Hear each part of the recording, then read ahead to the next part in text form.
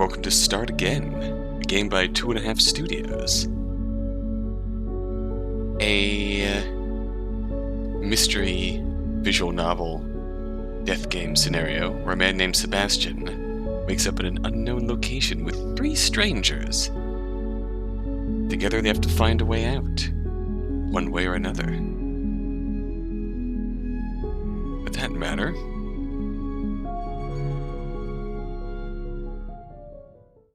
let us begin. It was quiet. Silent, noiseless, but not quite tranquil. It was the kind of quiet that became something more. A silence that pierced through the building, tearing it away from reality and pulling it into its own dimension. A quiet that was both terrifying and calming all at once. Silence filled the void where humans used to exist. Now all that was left was the ghosts of those long gone. For those lost to humanity regardless, this would be their new haven. Sebastian opened his eyes, surrounded by that silence. Where? His hands found his temples and he massaged gently, trying to ease the pain that had begun to take over his mind. When that didn't work, he first turned to the room he'd found himself in. The room was dark. Whether that was because it was night, because the windows had all been covered, Sebastian didn't know. His eyes scanned everything with growing suspicion. I was at home. How did I get here? Is anyone else here? Hello? Seb? Nothing stirred in the darkness. All was still. Was that an intentional nickname sort of thing, or something else going on? He jumped to his feet and cautiously took a step forward. The floorboards, damaged from what looked like years of battling against the weather, creaked underneath his careful footsteps. Hello? Anyone? No one answered.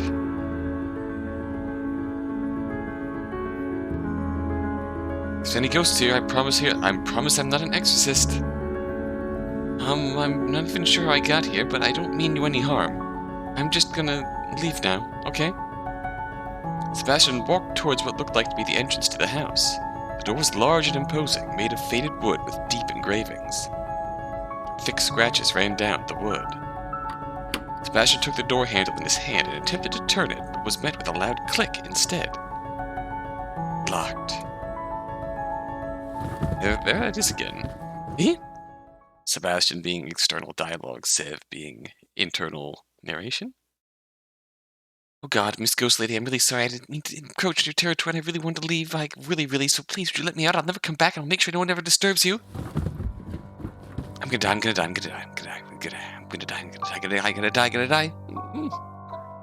I promise I don't taste good. Look, I'm way too skinny and I have no meat on my bones, but maybe you don't eat humans? You want to take from my body? Is that it? I'm sorry, but I really need it. Maybe we can share if you let me go? Sebastian stumbled backwards, eyes flicking all over the room. Into the back of his legs hid a small packing box. It was taped shut. Oh, there's something in there. Sebastian crouched down and put his ear to the box. It was moving from side to side slightly, and a muffled sound came from within. Help me.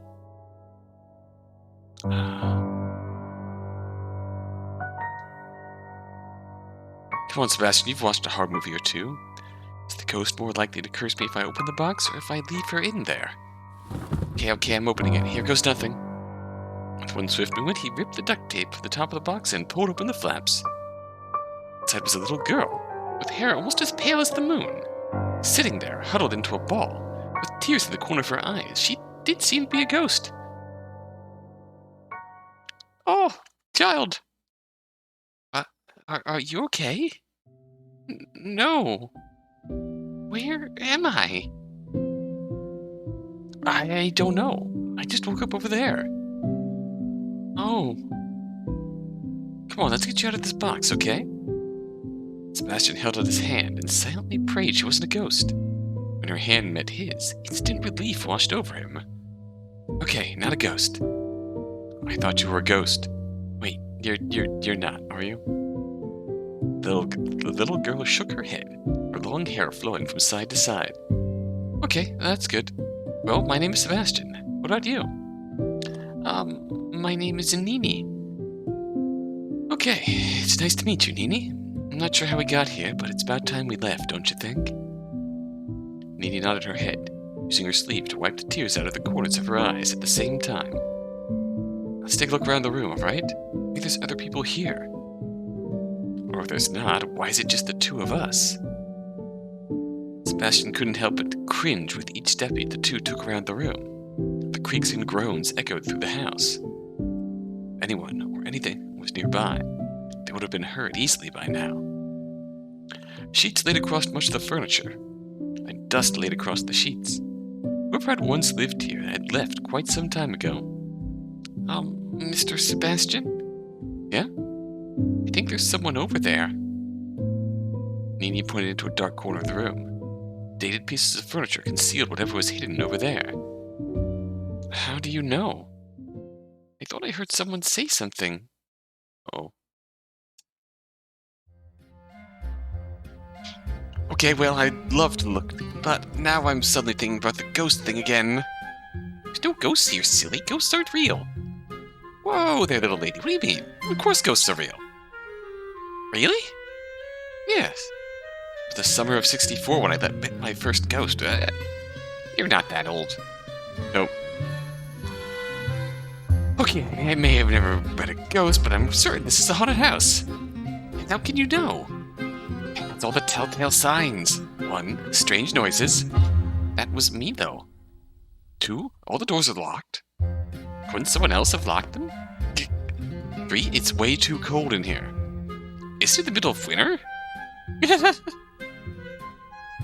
Lastly, I feel like someone's watching me. Again, I think that's probably me? That's how I know this is a haunted house. Are you even listening? Okay, I'll go check over there myself. But don't worry, I'll protect you from back here. Sebastian gave Nini a thumbs up and a reassuring smile. She nodded back enthusiastically, as if she truly believed that he had her back. If you really are a ghost, I want to help you. You got this, Nini. She crept closer and closer. There's someone there. Sebastian creeped closer, looking over Nina's shoulder. Indeed, there seemed to be the shadow of someone lying in the corner of the room, mostly hidden. A chair made of rotten wood sat in the way. Sebastian tried to pick it up and move it, but the leg instantly snapped off. He picked it up. Now I have a poking stick. Won't he be upset if we poke him?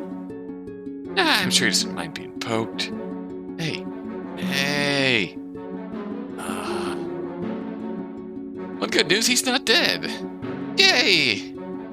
Where? Man with white and black hair sat up rapidly, then scooted in the opposite direction of the little girl and the man with the chair leg. You. Sebastian, don't worry, we're not here to hurt you. Oh, except her. Who knows what she'll do? Hey, I'm not gonna hurt anybody. Where am I? Well, that I don't know, but I can tell you where we aren't. I don't think this is the circus, or a hospital, or the aquarium. Pretty sure it isn't my house, but not certain on that one. It doesn't look like a school or a... Okay, just shut up. Yes, sir? Hey, what's your name? Did I just tell you to shut up? Mikhail. I'm Nini. Alright, Sebastian, Nini, what are we doing here? I don't know, I just woke up a little while ago and got out of a box. A box? Yeah, like a packing box, duct taped shut. Do you know who put you in there? Nini shook her head.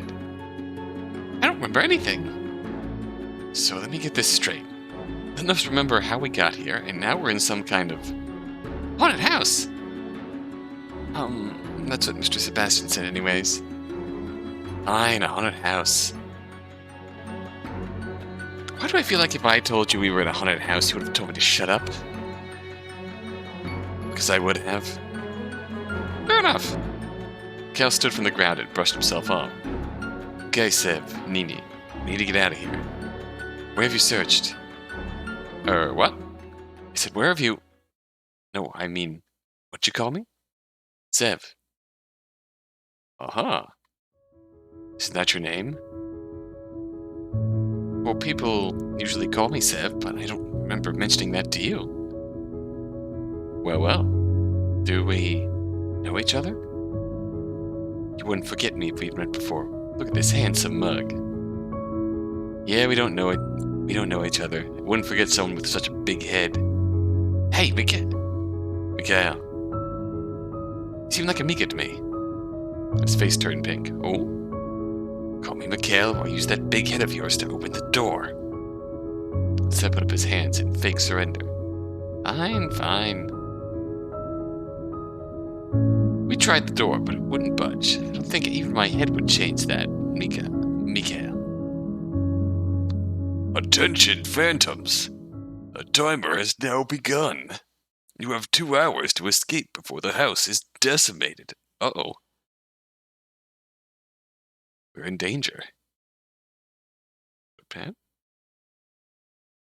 Whoa, wow, what? Whoa, hello, there we go.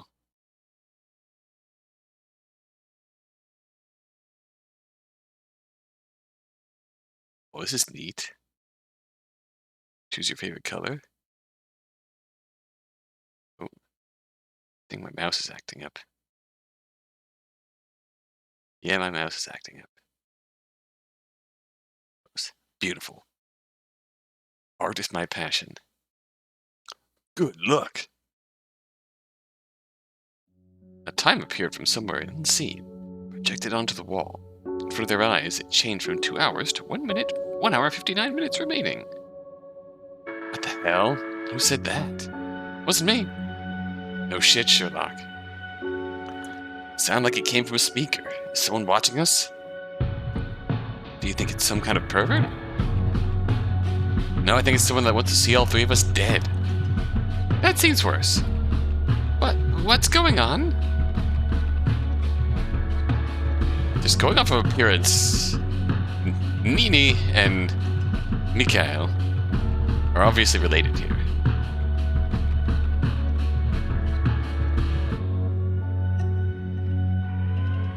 Large eyes blinked over and over again as if she was trying to stop herself from crying. Sevnet knelt down to be on eye level with her. It's okay. Someone put us in here. We're gonna get out again. Just have to be brave. Okay. Need you guys to think. I'm always thinking. Properly, Sebastian, what's the last thing you remember? Nini spoke up first. I was just at home. That's the last thing that I remember. Zev? Think I was in a train? No, factory. Was it a church? Can you be serious for just 5 minutes, please? I am being serious. It's like my memories are all fuzzy. Did you hit your head on something? I don't think so. I can't really remember whether I did or not, so maybe I did. Forget it. What about you? Was with someone. Somewhere. That's very informative, thank you. Like your account was any better. Touché. This is going nowhere. Come on, we need to start search the rest of the house. The time's already ticking. Following your lead. Whoa. Someone else. Wait. Cal had already moved to leave through what looked like a dark, long corridor. Paused, look of mild annoyance on his face. What? Please don't say something stupid and waste our time. No, it's just... Are we missing someone? Missing someone? Like, shouldn't there be 4 of us? Hmm? Why? What do you know? Nothing. I don't know anything. It's just a feeling, I guess. We already searched the room. There's no one else. No, we're definitely meant to have 4 people. Sebastian, you're starting to get on my nerves. You know what this looks like to me? Hmm? Someone purposely stalling us. And what if I am? Then I would be led to believe you were also the one who brought us here. Cal's body stiffened up. Luckily I'm not. I'm serious. I just I feel like we're missing someone important. Fine, and what's their name? I don't know. Welcome to Start Again. Experience across 4 routes. Using the game's flowchart menu, you can jump between the routes at any time. From time to time, you will encounter locks in the story that require you to have information from other routes. You can return to the flowchart by pressing the flowchart button beneath the text box. Interesting. You cannot save and load between routes to progress in the game. Data will not carry over. Instead, please make use of the flowcharts to change routes. Okay, so we have sort of a linear progression across the broad scope timeline here. So we can't, like, save the game at a lock, break open a lock, then load the game and get through the lock. To get through it. Okay.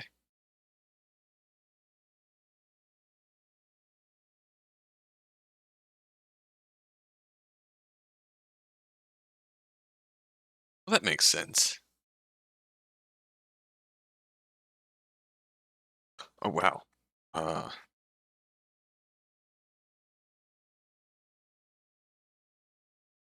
What? Oh, okay. So,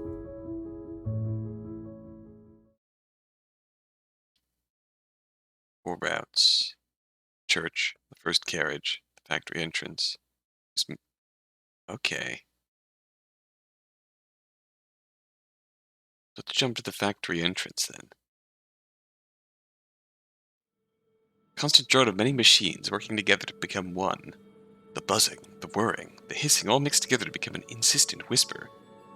Whispered secrets to no one in particular, secrets only meant for themselves. Machines, they belong to humans. Today they belong to humans. Tools, they belong to humans. Instruments, they belong to humans. Yet their secrets said otherwise. They mumbled and muttered that someday their world would be reclaimed. Someday the humans would belong to them. A steel beam crashing to the ground just inches from where his body lay discarded was enough to force Sev's eyes open.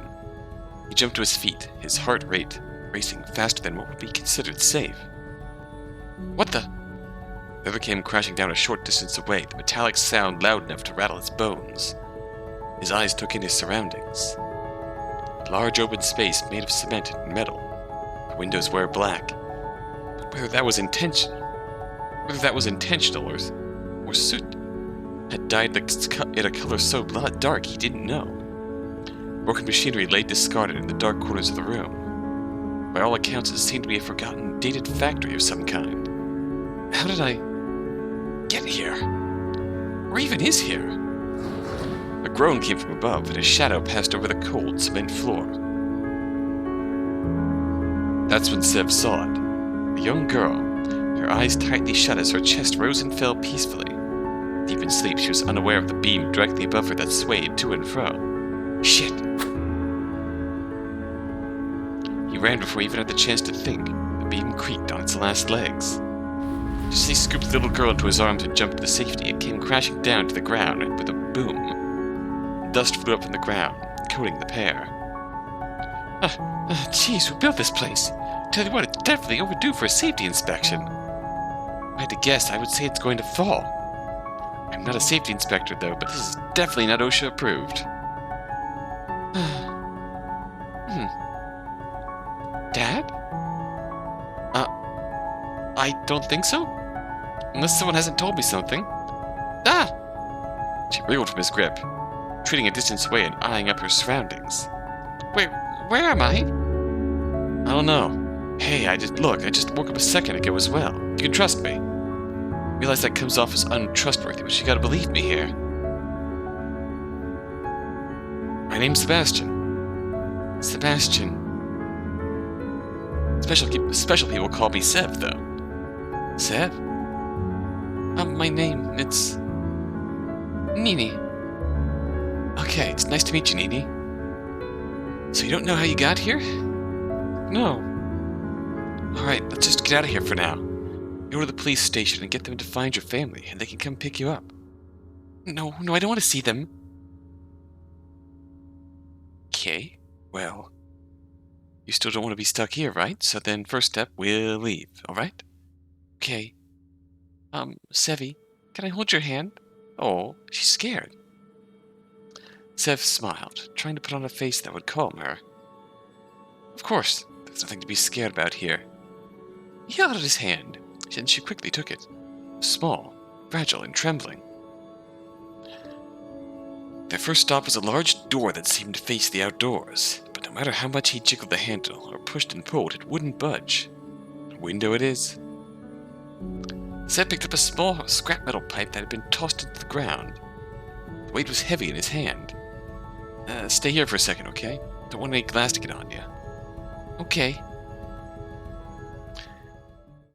Sev was aiming for a home run. Sev swung the pipe a few times, testing the force. Satisfied, he lined himself up at the window. It's time for you to face my steel, window. Uh-oh. Prepare yourself. No longer will you hold us hostage. No longer will we be your prisoners. Power I wield with my hands, you'll... are you talking to yourself? Maybe. No, of course not. Here we go. With all the strength he could muster, the pipe swung through the air before colliding with the window, and subsequently bouncing right off of it, causing the man to stumble backwards till they landed square on his ass. Oh, he fell flat on his fucking ass. I'll try another window. So he tried another, and another. Another one. Another one. Yet none of them would break. He walked back to take Nini's hand again. Okay, looks like the windows are a no-go. I'm sure there's a way out of here, somewhere around here. And as he said that, another beam fell from the ceiling with a metallic clang that echoed throughout their heads. It started as a gentle sniff, but soon became a blubber. Tears overflowed out of the corners of Nini's eyes as she watched the world as she knew it fall apart around her. It's okay, really. Look, we'll be fine. Attention, cogs. The timer has now begun. You have 2 hours to escape before the factory is decimated. Good luck. What? Decimated? Sevi, what's that? Nini, between tears, pointed to the wall. On it was a projected number, 1 hour and 58 minutes. Stay calm, stay calm. This little girl's gonna get scared if I get scared. Must be some practical joke. Yeah, just a joke. Just play along with it. We should... Loud banging 5 times against something metal came from across the room. Behind the shelf. Nini, help me move this. I mean, you don't really have to help. No, I'll help. Nini rubbed her face against her sleeve to get damp wet the tears. We're jogging towards where the banging was coming from. The count of 3 will push. Got it? She nodded enthusiastically. 1. Seth cracked his knuckles, preparing to show what he was made of. 2. Took a deep breath and did a little stretch with his arms. 3. Okay, slid to the side with no effort whatsoever, thanks to Nini. Good job, Nini. Sevi, it's on wheels. Cool. Just got shown up by a toddler. The other side of the bookcase was a reinforced metal door. No window showed what was hiding beyond. Well, that was easy. No, who needs 2 hours? But who's doing the banging? Maybe someone's come to rescue us. One of our families? Oh, it's locked from this side. Well, let's get out here. Let's get out here anyways. Let's get out here already. The large metal bolt was the only thing stopping the door from bursting open. Unless the baddies are in here. The baddies? Real bold, Sev. Sev shrunk back and kneeling down to stand behind Nini as if she was a shield. You open it. Okay. Her hand trembled as she reached toward the bolt. Okay, maybe we can't shout. This is a little much. Before Sev could move, she'd already pushed the door bolt aside. All was silent for a moment. Then all hell broke loose. The door crashed open with enough force to nearly rip it from its hinges. Whoever was on the other side had obviously decided that their fist wasn't enough, and the only solution to getting it open was to charge at it. Like their style. A blur of black and white crashed through the door and into the room, barreled past Nini, who had quite smartly stepped to the side and directly into Sev. two went flying, skidding over the cement floor until they came to a stop next to a pile of abandoned machines. Alright, asshole, did you think that was funny? We'd have a damn good explanation about why you locked us in that cupboard. Oh, this guy's pissed. Sorry.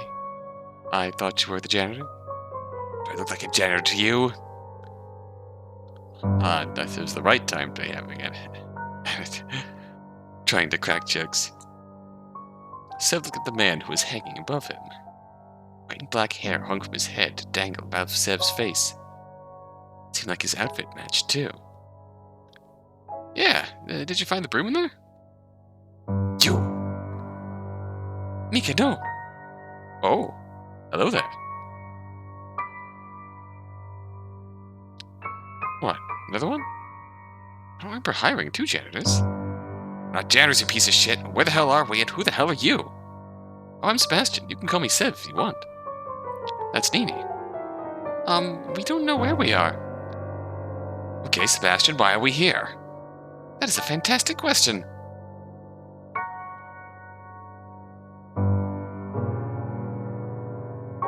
Well, no idea, to be honest. Think I believe that after you locked us in there?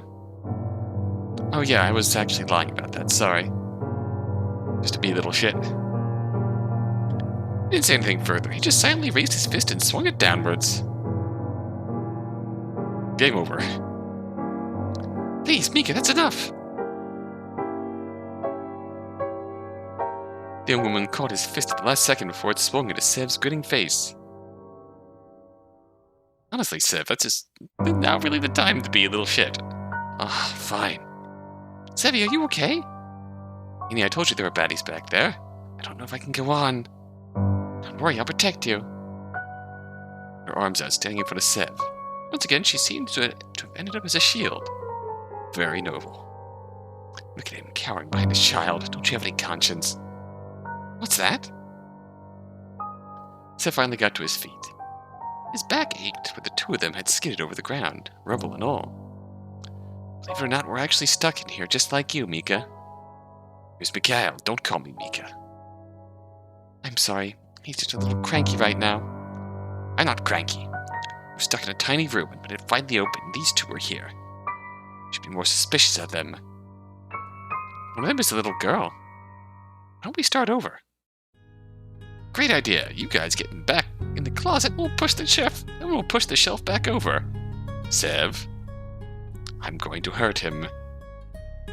Girl stuck her arm out in front of Mikhail, stopping him. My name's Rin. This is my brother, Mikhail. Oh. Well, I already introduced myself, but it's kind of awkward if I don't reply, so I'm Sev. This is Nini. We just woke up here a short while ago. Nearly got crushed by falling beams, then freed you guys from the closet. Oh, then I got tackled by your brother. He's a little forward, isn't he? I apologize for him. Well, you shouldn't. Tell us what you know. How many times do I have to say I know nothing? Not surprised. Just your face alone screams airhead, correct? Well, what about you? I don't remember anything. Neither do I. How about you, Nini? No, nothing. As much as standing in a circle getting to know each other is fun. If I can direct your vision to the timer on the wall. Point at the time as if you were a flight attendant. 1 hour and 40 minutes remain. We're already running out of time, majorly. You don't believe that bullshit, do you? What, the building will be decimated in 2 hours? Yeah, I kinda do. But you're an even bigger idiot than I thought. Just break a window and be done with it. How could I not think of that? Man, you really showed me. Please, be my guest. In fact, here, take this. He bent down to pick up his abandoned rusty metal pole and handed it to Mikhail. Mikhail snatched it out of his grip, then sauntered up to one of the old, darkened windows with a cocky gate. Wound up his batting arm, as if a mirror into how Sev looked just a few minutes ago himself. Pull back a little further, they might be tough windows. An old factory like this, don't be stupid. And despite his words, he still pulled the pipe back just a little further. Sev watched on with a smile. One time he's justified being a little cocky. Mikhail swung down hard. The air whistled. Then the pipe bounced right off the window, directly back at Mikhail. It hit him square in the forehead. Oof. He instantly collapsed to the ground, and Seb burst into laughter. Mika! Oh my god, you really did it. Is he okay? Why did you tell him we already tried it? Seb shrugged. He was the one who wanted to do it. Better he sees for himself how trapped we are, so he takes it more seriously. Mika, are you okay? That's all. Rin helped Mikhail back to his feet. He swayed back and forth for a moment before finding his footing. With that sorted, how about we start looking around and actually finding a way out of here? Unless, of course, you want to go for round 2 with the window? Leave it, Mika. We should hurry. Whatever.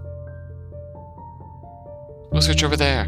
Do you two want to start on this side of the room? Okay. Sevi, want to look around together? Of course. Mika over there probably smells anyways. Good. As Mikhail's fist tightened, Rin led him away by the arm. He's not very nice.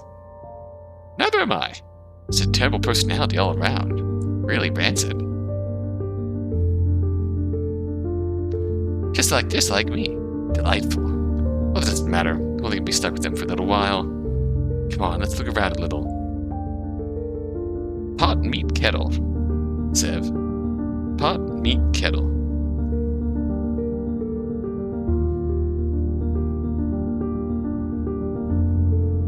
They searched through every nook and cranny.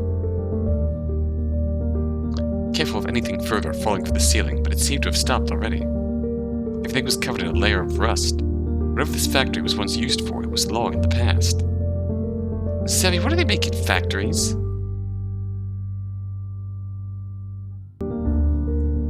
All kinds of things. Cars, clothes, food, little girls.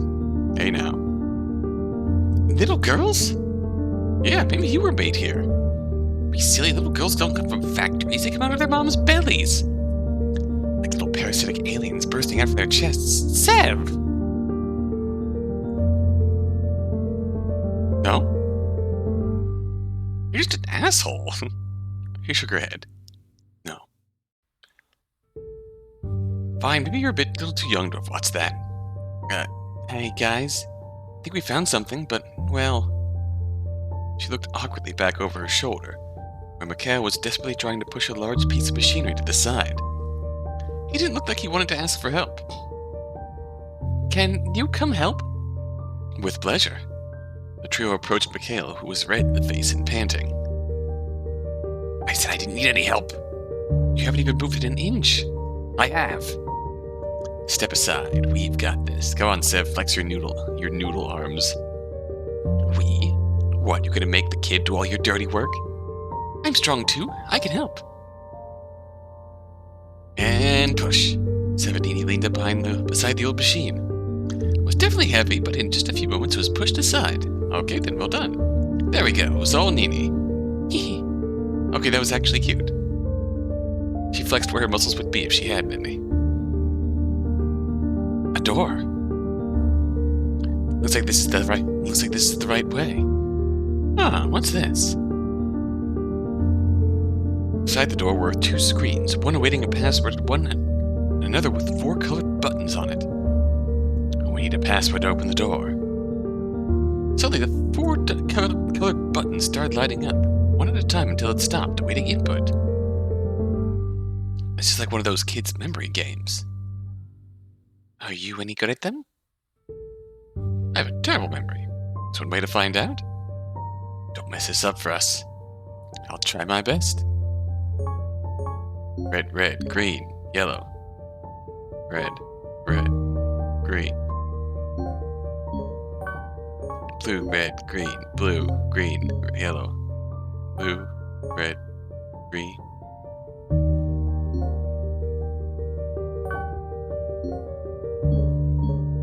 Yellow, blue, blue, green, red, yellow. Oh shit.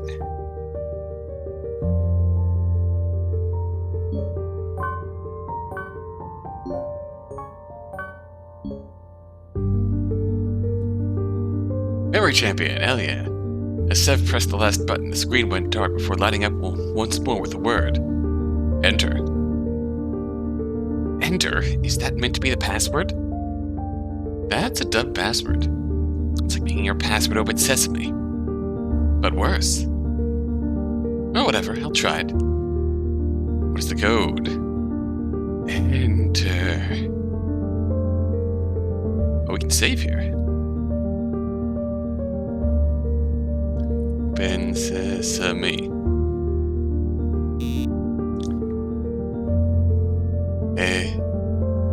Exit. Is there a failure state for failing this? Password. Code.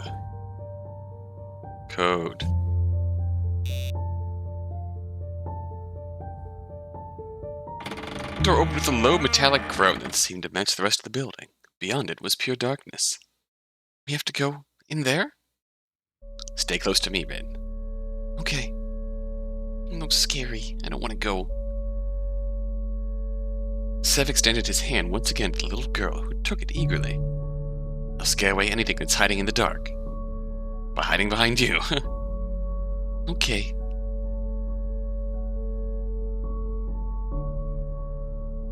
The sound of something dripping seemed to come from every direction. Somewhere in the distance, chains were dragged slowly against the cement floor. Sev stuck out his spare hand, but he couldn't even see that in front of his face. Each time an unexplainable sound came from somewhere in the dark, Rin let out a low gasp or whimper. You doing okay? Yeah, you don't think anything is here with us, do you?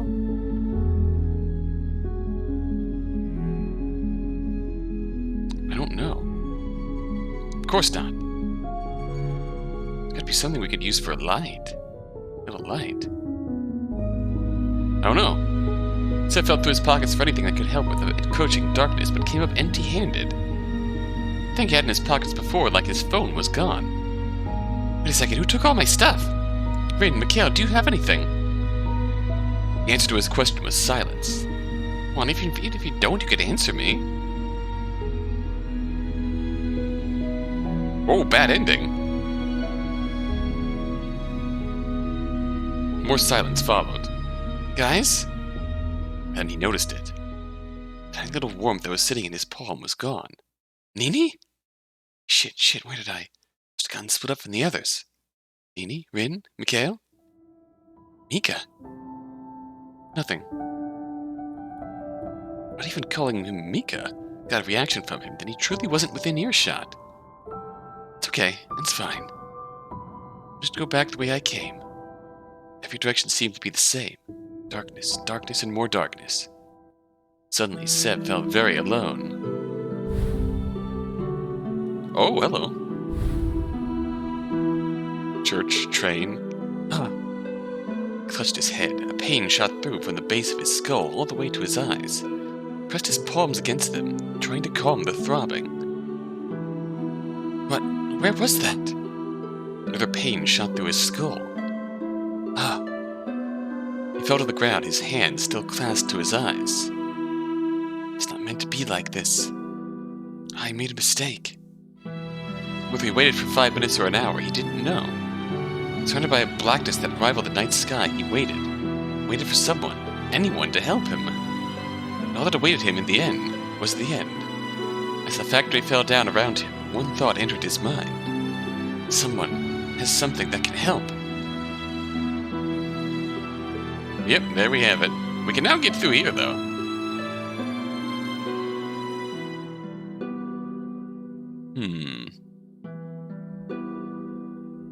I kind of want to just go through opening scenes for each route. It seems like we're going to get a lock here. We might progress smoothly through the carriage, though. We can break that lock. Let's try the church. Their voices rose in a chorus, cascading up, up, up, far into the sky and beyond. starting as small as a whisper before rising to a crescendo that threatened to pierce even the heavens themselves. Booming, deafening, and echoed throughout the hall, yet at the same time it was the most fragile, delicate sound to ever grace your ears. It made you feel at home, and as if you longed for home. It made you feel at peace, and as if you wished for peace. And home and peace were far from this place. There's the church. Sebastian opened his eyes. Behind them, a dull ache that made him want to instead keep them shut and sleep for the rest of eternity. Yet he persevered and took in his surroundings. A high ceiling, decorated, as some might say, gaudily. Rows and rows of pews all lined up in waiting of an audience that seemed to be missing. An altar and an organ sat covered in a layer of dust. Where am I? Where's this? The church was covered in a deadly quiet. It felt as if he'd woken up after the world had ended. And he was the last person left. I was at home, and then nothing. Seb stood from his seat and walked slowly between the pews. Empty, abandoned, it seemed a little ironic that a place like this would be deserted. A place of faith, of family, and friends. But now that was all gone. Now all that was left was a feeling of absence. A ray of light shone in from the window, cascading over the room. That was when he noticed it. A young woman kneeling in prayer. Oh, hello. Give me the strength to go on. The courage to find a way. Seth stood a distance away, listening to her quiet words. Most of them were merely whispers, but every now and then he would pick up on what she was saying. Even Sev didn't know how long they stayed like that. A young woman so fair-looking that she may indeed have been a ghost, locked in prayer, and Sev who didn't dare to interrupt her. Finally, just as he was about to make a move, she spoke up. Who are you? My name's Sebastian. Sebastian. Do you know where we are? Sev's voice echoed through the empty chamber. The young lady's back seemed small, fragile, weak, and her voice cracked as she replied. I don't know. I don't know where this is. I'll try the doors. Should probably work out where we are. I tried them all already. They're all locked. Windows won't break. I can't find any way out. There's no way out. If we'd been stranded here for our sins. Well, that's not a great sign. No, it's not. I'm not really one to believe in sins and hell and all that jazz, so I think there's probably another reason we're here. Why don't you tell me your name? My name. Words were strained, tinged with pain. She stood from the place, and brushed off her dark red dress, then ran at Sev.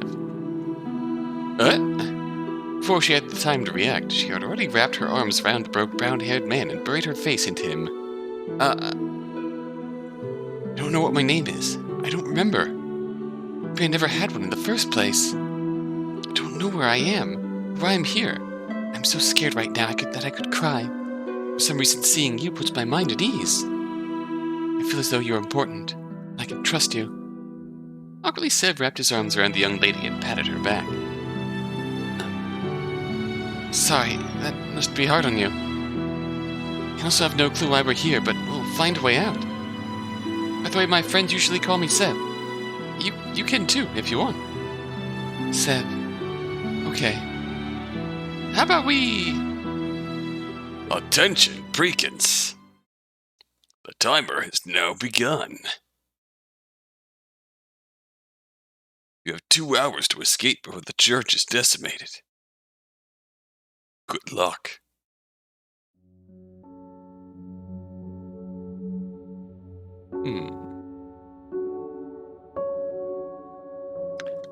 Did that just... Before he could finish his question, a timer appeared on one wall of the church. It was already showing that under 2 hours remained. Escape in 2 hours? Is this some kind of practical joke? You're not lying about your amnesia, right? She shook her head, her light hair flickering out around her. I remember nothing. I know you said you tried the door, but there must be some way out of here. Come on, quickly. Got it. Sev and the mysterious, unnamed woman split up, pushing and pulling and trying desperately to budge even a single door. They wouldn't move an inch. Maybe we need a key, but don't see any keyholes. It's like they're not even real doors. Maybe they're not. Maybe they're all fakes designed to make us think we have a chance of getting out. Well, I usually like to be a little more optimistic than that. Someone put us in here, and there's a way back out. I do have a special skill involving doors that I could show you if you wanted. Will it open any of them? Probably not. Having given up on breaking any of the windows, making any of the doors budge, Sev started flipping over anything and everything he could find, searching for, well, anything. Hey, what's this? A phone. A phone? Can you call for help? Sev shook his head. No service. You must be in the middle of nowhere. Of course. I'll hold on to it anyway. We might need it. The room fell into silence as the two strangers contemplated what was going on. They begged and pleaded for some answer to call out to them from the dark, to show them the way. You think we're the last people on Earth? That would be kind of harrowing. I hope not. Why? Between the loneliness of being the last people alive and being dead, there's no competition. That's true. Also, I'm just saying this now in case I end up being right. I don't want any kids. Works for me, I don't either. The first time, the girl cracked a smile. It was glorious, radiant, and beautiful. Your dress is nice, by the way. You look like you're from the past. Thank you. As if in answer to their previous prayer for someone to call out from the darkness to save them, a muffled sound came from somewhere behind the organ. Please don't be zombies. Please don't be zombies. Or vampires. Girl, curious, sprung to her feet and walked behind the organ. A gasp followed. What the? Is everything okay? There's a coffin back here. The color drained from Seb's face. Oh no, I've watched JoJo. I've watched Stardust Crusaders. Came for life or death he could deal with. Being possibly kidnapped he could deal with. Knew it was going to be zombies. It's vampires. Kono diada. As Sev approached, the coffin shook and trembled. Whatever was inside wanted out now. It's probably Mikhail. Is someone locked in there? You know what, I don't think this is at all relevant. We can find somewhere else to explore. Put an ear to the coffin just in time for a muffled yell to escape it. Ah! Oh god, oh no, sorry lady, but I can't do this. Look, there's some kind of panel here. We can put in a password. I really think we should... There must be a password somewhere in here. Aren't you afraid? Of what? Coffins usually, hold dead bodies. Listen, whatever's in there is obviously not dead. That's so much worse. How can you not see how much worse that is? You stay here while I go look around for a code. Wait, don't leave me here. She instantly left him there. Don't make any sounds, okay?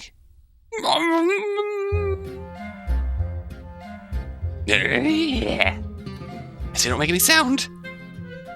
Coffin started shaking. That's even worse. Making more sounds. It's the opposite of don't or move. Oh, a bad coffin. Shh. Be quiet.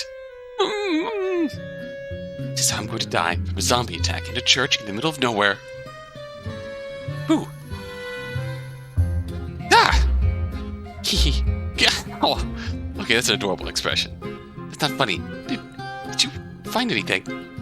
It seems to be like you don't want to get that open. No, never. But luckily for you, I found nothing. Whew. But unluckily for you, I think it had something to do with the phone you found. I take back my view. This thing, huh? I'll take a look. Oh, it needs an unlock code. What? A second code? Can't even find one. I don't know it. And you already checked everywhere? The unnamed girl nodded. This is obviously someone's phone. So maybe we learn the unlock code in the train path. There's nothing anywhere. Nothing I can find anyway. Sev stared at the lock screen. It's almost like somewhere, on the edge of his consciousness, he knew it. Those 4 simple numbers. No matter how hard he stared at it, no matter how much he racked his brain, he didn't know the code. Must be missing something. Come on, let's check around again. But you didn't want to get it open. I don't, but I want to die even less than that. That timer is already going down fast. Already the timer was below 1 hour, 30 minutes.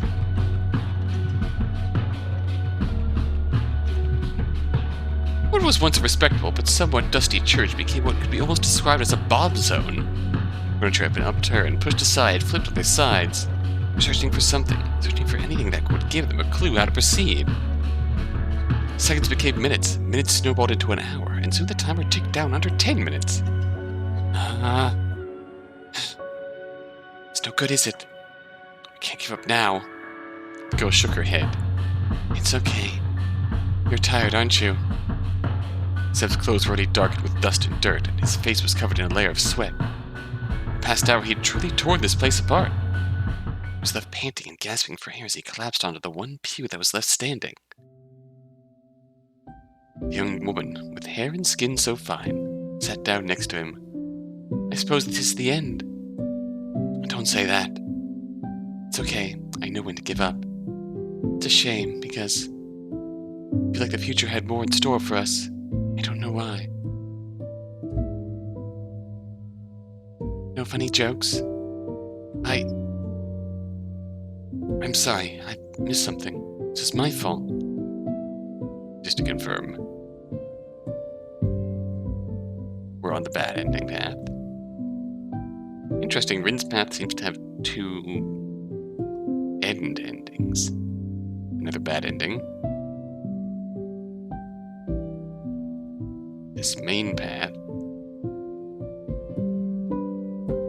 One of these is the core path.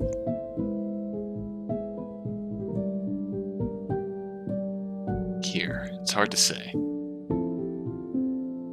She shook her head. Maybe this is for the best. How do you come to that conclusion?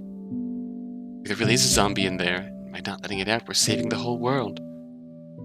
You think so? No, but it makes me feel a little better. But we're not even on Earth anymore. Maybe we're on some alien planet. Maybe we're test subjects in a lab somewhere. Maybe this is all a TV show and people with cameras will come out any second now. Seb? Sorry, I'm rambling. No, thank you. For sticking with me. It was the least I could do. Maybe we'll meet again in the next life. Maybe we will. Warning, 10 seconds remain. The time down ticked down under 10 seconds, and the girl closed her eyes, waiting whatever was coming to them. Goodbye, Sev. Goodbye. Oh, just like that, you remembered her name. It collapsed in on itself. All that remained was a pile of rubble. This last moment, Sev thought of one name in particular. Rin. There we have it. Let's see, we have time to start. Yeah, why not? Let's at least get this scene set up. Rumbling came from deep within the metal beast, a sound of pure strength, of steel, of speed faster than a human could ever move. It swayed left and right, slowly, rhythmically, enough to lull one into a deep sleep. Turning a corner, it hissed, holding on desperately to the tracks laid before it.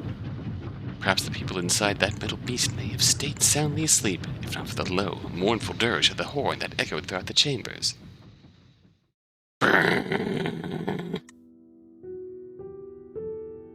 Sebastian opened his eyes, his head pounding to a rhythm that seemed to match the swaying of the room he was in.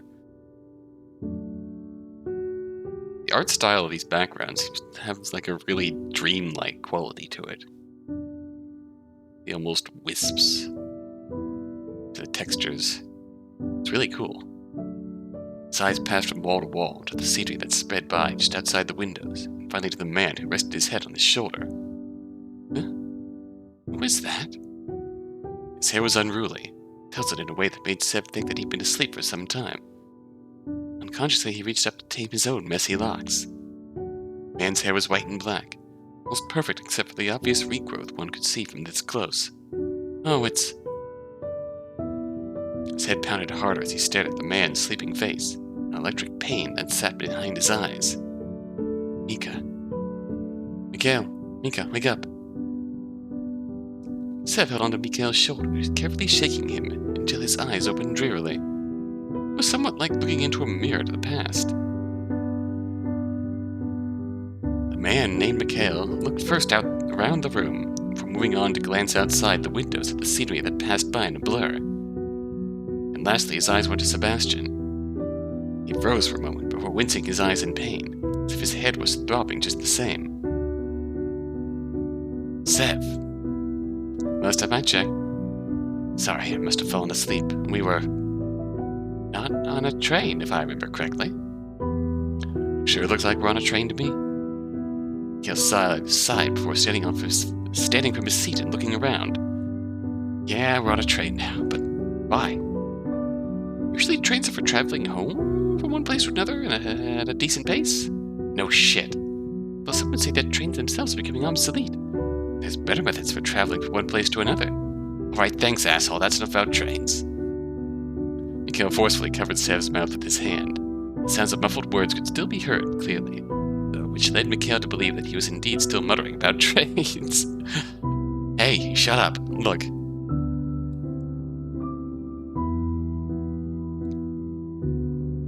makes me feel like he's partly just doing this to get a rise out of him.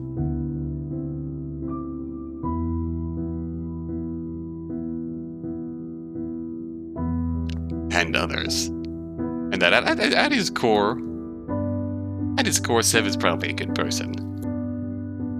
Aside from the hiding out behind small children. Hey, shut up, look. Letting go of his mouth and praying the talk of forms of travel had ceased, Mikhail pulled Sev up at the stand beside him before nodding in the direction of a seat further down the carriage. A woman with incredibly light hair sat upright in his seat, her eyes still closed and her breathing steady. The two men inched closer. Her dress was a deep, dark red. Sitting as she was, she looked more like a doll than a living human. Her skin was pristine, perfect, her eyelashes long and dark. Only when Mikhail and Sev were close enough to touch her did they notice that someone else was asleep on her lap. A young girl no older than 7 or 8. Her hair and skin were as equally as perfect and pristine as the lady she rested upon. Together like that, rather than dolls, they seemed like statues. Who are you? Automatically, Sev stood in front of Mikhail, shielding him. His voice was cool and calm. Perhaps they only made it more threatening. Sebastian, this is Mikhail. We woke up on this train with no idea how you got here? Yeah, you know something about that? Mikhail's voice was tinged with accusation. Mika, it's okay. Currently unnamed woman shook her head, her long hair swaying from side to side with her. Phew. Thought you might have been the one who brought me here, but it doesn't seem like it after all. Her voice, which was so calm and collected only a moment before, finally relaxed, tinged with warmth. My name is Rin. She nodded towards this little girl, still asleep in her lap. I woke up a short while ago and found this girl crying. I'm not sure who she is. Poor thing. Then wake her up already. But it's probably important if we at least get her name. Right.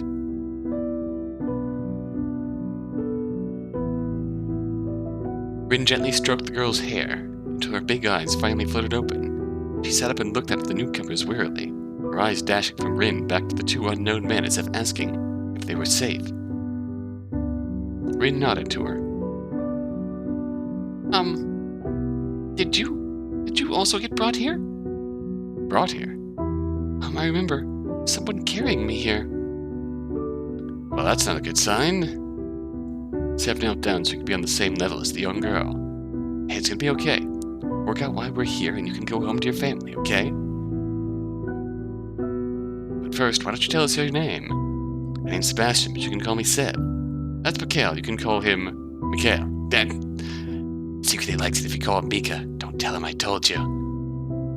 Mikhail looked away, a tinge of pink on his cheeks. Oh, I like this more affectionate relationship between belligerent affectionate. Mikhail looked away, a tinge of pink on his cheeks. We just met Rin. You and Rin are friends, right? She nodded furiously. I'm my name is Nini. Well, it's nice to meet you, Nini. You two seem to know each other pretty well. Weren't you Mikhail's sister in another path? How does that go together? I suppose that's part of the mystery that we're going to figure out here. Of course, Mika and I go way back. We happen to live next to each other growing up. Happen to go to the same school. Happen to be in the same class every year. Oh, he's blushing. Then happen to go to the same high school and the same college. And he was stalking me. The universe was telling me we were meant to be friends. I'm not a stalker. Sure, but the evidence points to... But the evidence... I'm not a stalker, end of story. Alright, sure. And he didn't close to Nini and fake whispered into her ear. Careful, he might be a stalker. Nini giggled and Rin seemed to brighten up too. Attention, passengers. The timer has now begun. You have 2 hours to escape before the train is decimated. Good luck. Oh, shit. Here we go again.